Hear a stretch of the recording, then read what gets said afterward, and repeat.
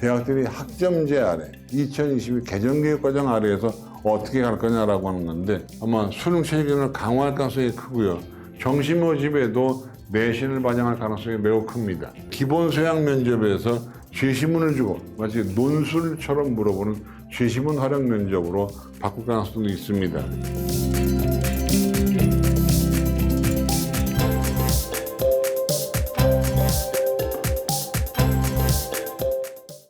여러분 반갑습니다. 이만기입니다. 오늘은 예비 중2와 예비 중3 학습과 전략에 대해서 한번 얘기를 해보겠습니다. 이제 서울대 얘기를 한번 해보겠습니다. 근데 서울대 안 갈 건데요. 근데 우리가 예비 중이나 예비 중3 때는 그래도 꿈이 서울대학이 있어야 연대나 고대라도 갈 거 아닙니까? 그 전에 이제 서울대학으로 넘어가기 전에 일반적인 요즘의 현행 입시 체계를 한번 보겠습니다. 학생부 교과 종합이 있고 논술 실기, 정시 3회, 수능 실기 위주가 있는데 최근에 나오는 얘기를 보면 수시와 정시를 하나로 합친다는 얘기도 나와 있고요. 그래서 마음이 아픕니다만 어쨌든 그런 일이 벌어지고 있고 학생부 교과 종합이 있는데 교과 정량 100%일 수도 있지만 여기에 이제 면접이나 이걸 가미할 수도 있습니다. 종합전형은 뭐 항상 교과, 비과를 합쳐서 나오는 건데 최근 들어와서는 교과가 학종화가 되고 학종이 교과가 되는 그러니까 이 두 개의 경계가 없어지는 이런 일이 지금 많이 벌어지고 있고요. 논술 실기 나와 있습니다. 한번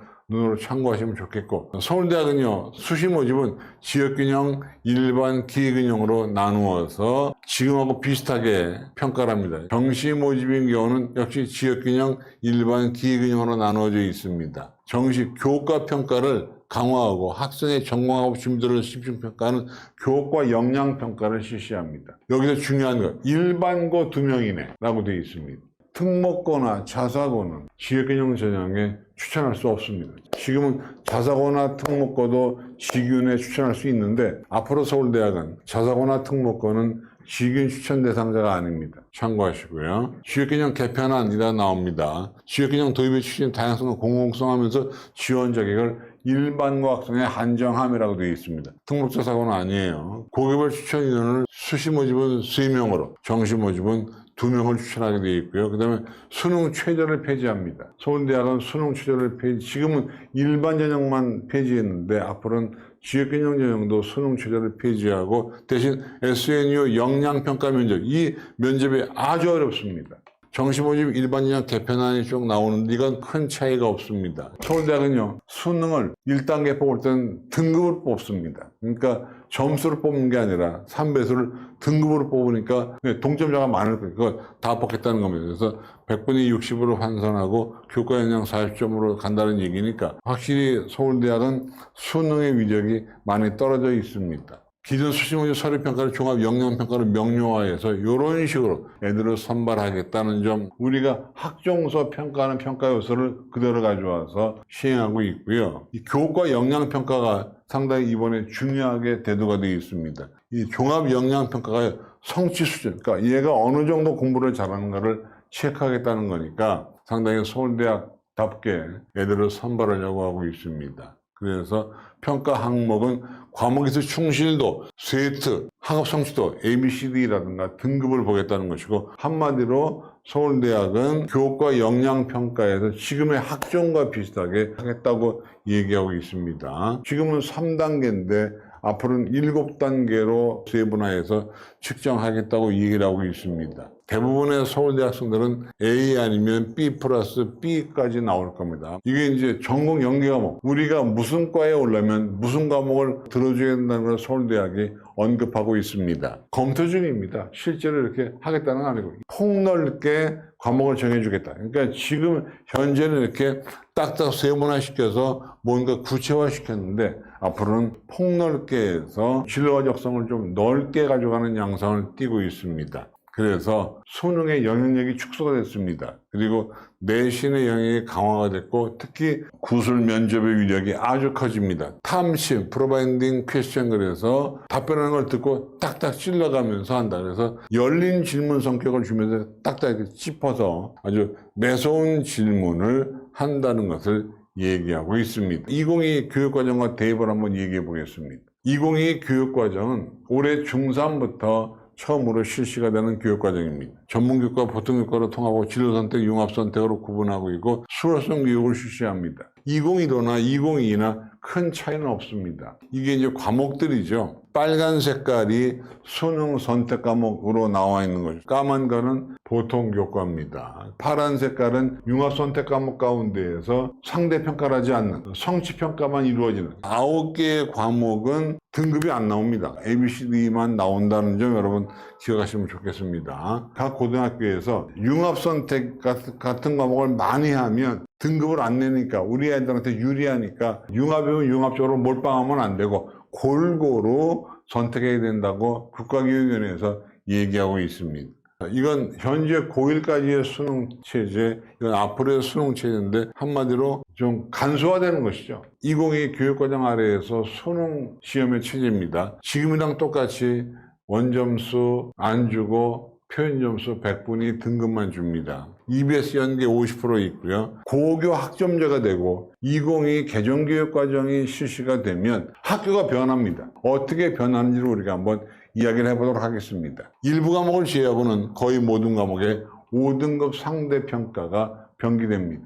사회과학 과목이 3번나 됩니다. 물리 2, 화학 2 이거 잘라서 에너지와 양자, 역학과 에너지 이런 식으로 이제 나눠지게 돼 있고요. 진로와 적성에 따른 과목 선택이 점점 중요해지게 돼 있습니다. 시간표가 복잡해집니다. 왜냐면 지금은 이렇게 일괄되게 우리 반은 어떤 시간표가 있지만 앞으로는 개인별로 시간표가 달라지게 돼 있습니다. 개인별 학생의 공강 시간이 생깁니다. 대학교처럼 중간에 뻥뻥 뚫릴 수도 있다. 왜? 교원 수급이 잘 안 되고 과목이 여러 가지가 섞이다 보면 개인적으로 자습할 수 있는 길이 생길 수도 있다는 것이고요. 시간표가 복잡해져서 교사 입장에서는 피곤해집니다. 학교 간 교육과정의 상이해짐으로 대입 유불리가, 예를 들어서 선택 과목을 많이 깔아놓은 고등학교와 선택 과목을 조금 깔아놓은 학교 간에 대입의 유불리가 엇갈릴 수도 있다는 점이고요. 창의적 체험 활동은 여전히 중요한 역할을 하고 있습니다. 이건 지금 정확히 아직 고지는 안 됐습니다만은 교과서 혜택의 분량이 2배가 될 수 있습니다. 왜? 학기제니까 1학기, 2학기 따로따로 써야 되니까 천자가 될 수도 있다. 그래서 1학년 1학기부터 교과서 혜택이 중요도가 올라갑니다. 앞으로는 표준 편차를 안 줍니다. 그래서 일부 대학의 G점수 시스템이 무용지물입니다. 1등급을 받던 아이들 상위권 내에서는 1등급 비율이 10%로 늘어나니까 좀 여유는 생깁니다만은 그러나 1등급이 못 되면 상당한 어려움을 겪고 2등급이 되면 명문대 가는 데는 아주 치명타를 입게 됩니다.